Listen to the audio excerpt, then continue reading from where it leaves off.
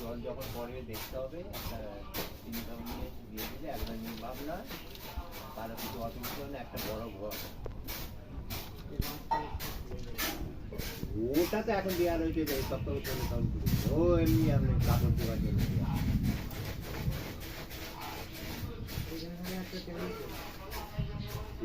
মাছটা কি জানি হ্যাঁ সেই তখন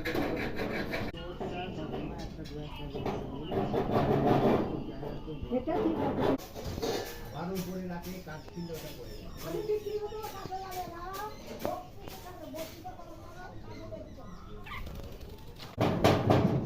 একটা মেয়ে হয়ে গেছে তাই তো দেখুনি গো ঘর ভর্তি করে দেখুন মেয়ে হয়ে যা ফেলবে এই